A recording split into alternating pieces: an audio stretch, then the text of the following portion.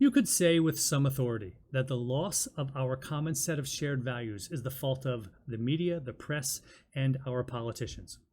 And you wouldn't be wrong. They're all terrible. There's massive amounts of evidence to support that, to support that they're all terrible. But they are not worthwhile to focus on. Those people, the ones who today push for and thrive on fermenting division among us, they've already lost our shared values. They don't believe in them. In many cases, they outright detest them. That's why they are such divisive people. We can't do anything about those people. We absolutely have to continue to fight against their divisiveness so as to prevent the future erosion of our culture. But those people are not going to change. They don't participate in our common set of values. The question then is not how do we bring people who reject those values into the fold. Instead, the more important problem that we have to solve is how did they lose them? If we know that, maybe we can prevent that from happening to more and more Americans.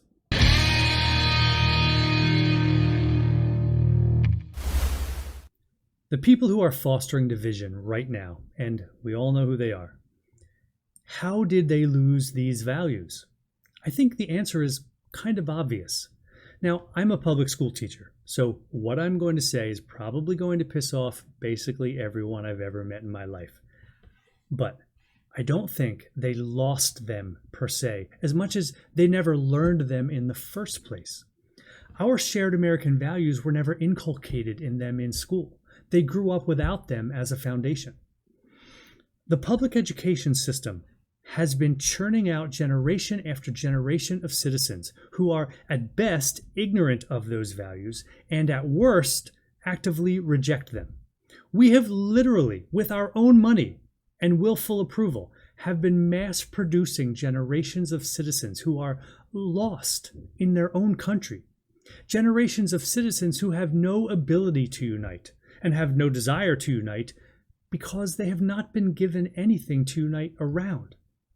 That, I think, is the fundamental problem we have to confront to secure this nation's future. It is to stop the production line of citizens who do not know what makes them Americans, what gives them their power as individuals, where their rights come from, what binds societies together, how to sustain a republic. To stop the production line of citizens who do not know how to keep themselves free. Now, am I talking about dismantling the public education system? No. But even if you are a strenuous and ardent supporter of public education, it still has to be clear to you that it's not serving us well as a country right now, and hasn't been for decades. In its current form, the public education system is failing us. And this is not about whether public education is valuable to a society. It has obvious value.